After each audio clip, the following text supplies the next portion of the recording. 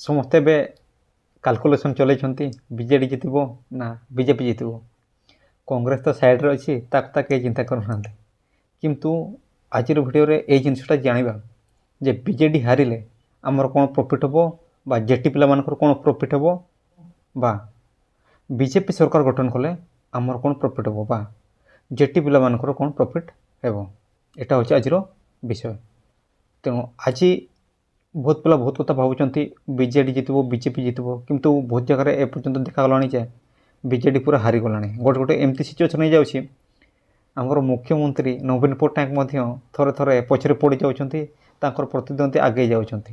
ତେଣୁ ଏଇଠୁ ଗୋଟେ ଏଇଆ ସୂଚନା ମିଳୁଛି ଯେ ଏଇ ବର୍ଷ ଆଉ ବିଜେଡ଼ି ସରକାର ରହିବ ନାହିଁ, ଏଇଟା ଚେଞ୍ଜ ହେଇକରି ହେଇଯାଇଥିବ ବିଜେପି ସରକାର।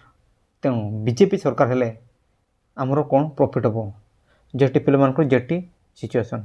ଯେହେତୁ ଏତେ ବର୍ଷ ଧରି ଜେଟି ପିଲାମାନେ ସଂଘର୍ଷ କରିଥିଲେ, 5 ବର୍ଷ 10 ବର୍ଷ 7 ବର୍ଷ ତାଙ୍କର କଷ୍ଟର ଫଳ ବିଜେଡ଼ି ସରକାର ଦେଇନଥିଲା।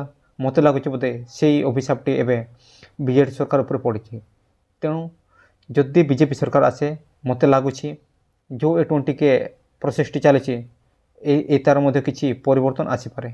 ଆଉ ଯେଉଁ ପିଲାମାନେ ଡରୁଛ ଯେ କ୍ୟାନସେଲ୍ ହେଇଯିବ ନା କ'ଣ ହେଇଯିବ, ସେମିତି କିଛି ହେବ ନାହିଁ। କିନ୍ତୁ ବହୁତ କିଛି ଚେଞ୍ଜେସ୍ ଆସିବ। ଜେଟିର 20K ଫିଲ୍ଅପ୍ ହୋଇପାରେ ବା ନର୍ମାଲାଇଜେସନ୍ ଯଦି ଗଡ଼ବଡ଼ ହେଇଯାଇଥାଇପାରେ, ତାହେଲେ ସେ ନର୍ମାଲାଇଜେସନ୍କୁ ଠିକ୍ କରାଯିବ।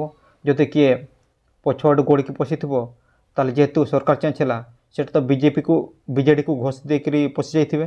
ତେଣୁ ଯେହେତୁ ବିଜେପି ସରକାର ଅଛି, ସେଟାକୁ ସେ ତନାଘନା ନିଶ୍ଚୟ କରିବ ଏବଂ ଦେଖିକି ସେ ପିଲାମାନଙ୍କୁ ବାହାର କରିଦେବ ଏବଂ 20K ଫୁଲ୍ ଫିଲ୍ଅପ୍ କରିବାର ମଧ୍ୟ ସମ୍ଭାବନା ଅଛି। ଏଥିରେ ଆମର ଯେଉଁ ରିଡଲ୍ ମାନେ ଅଛନ୍ତି, ସେମାନେ ଯାଇକି ଯଦି ବିଜେପିର ନେତା ବା ଯେଉଁମାନେ ଏ ଆମର ଏଜୁକେସନ୍ ମିନିଷ୍ଟର ବା ଏଜୁକେସନ୍ ଉପରେ ଦାୟିତ୍ୱ ନେବେ, ସେମାନଙ୍କୁ କହିଲେ 20K ଫିଲ୍ଅପ୍ ହେଇପାରେ। କିନ୍ତୁ ଯଦି ଆମର ଏମିତି ଲିଡର୍ ଯିବା ଦରକାର ଯେଉଁମାନେ କି ଗୋଟେ ପାର୍ଟିକୁ ସ୍ୱାର୍ଥ ଯେ ଖାଲି ସିଲେକ୍ଟେଡ଼ ପିଲାମାନଙ୍କ କଥା କହିବେ ତାହା ନୁହଁ, ଯେ ସବୁ ଆଶାୟୀଙ୍କର କଥା କହିପାରୁଥିବା ଦରକାର।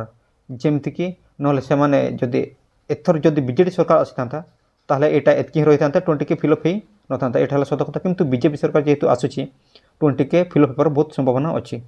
ତେଣୁ ଯେଉଁ ଲିଡର୍ ମାନେ ଯିବେ, ମୋର ଏତିକି ରିକ୍ୱେଷ୍ଟ ଯେ ଆପଣମାନେ ଚେଷ୍ଟା କରନ୍ତୁ ସମସ୍ତ ପିଲାମାନଙ୍କର 20K ଫିଲ୍ଅପ୍ କେମିତି ହେବ ସେଥିପ୍ରତି ଟିକେ ଧ୍ୟାନ ଦେବେ। ଆଉ ଏଥିରେ ମୋତେ ଯାହା ଲାଗୁଛି ଆଉ ରେଗୁଲାର ମଧ୍ୟ ପିଲାମାନେ ହେବେ। ଯଦି ଏବେ ନହେଲେ ବି ଏଟଲିଷ୍ଟ, କିନ୍ତୁ ଷ୍ଟାର୍ଟିଂରେ ତ ସାଙ୍ଗେ ସାଙ୍ଗେ ରେଗୁଲାର ପୋଷ୍ଟ ତ ଦେଇପାରିବେନି, ଯେହେତୁ ଏଇଟା ସ୍କିମାଟିକ୍ ଚାଲିଛି, ଏଇଟାକୁ ସେ ଡାଇରେକ୍ଟ ଚେଞ୍ଜ କରିପାରିବେ ନାହିଁ। କିନ୍ତୁ ବର୍ଷେ ପରେ ବା 2 ବର୍ଷ ପରେ ଏଇ ଜିନିଷଟିକୁ ସେ ଡାଇରେକ୍ଟଲି ରେଗୁଲାରଲି ସେ ଦରମା ଦେବେ ଏବଂ ରେଗୁଲାରଲି ପୋଷ୍ଟିଂ ନେକ୍ସଟ ଯେଉଁ ବାହାରିବ ସେକେଣ୍ଡ ଫେଜ୍ ଜେଟିଟି, ସେଟା ରେଗୁଲାର ହିଁ ବାହାରିବ ଯଦି ବିଜେପି ସରକାର ଆସେ।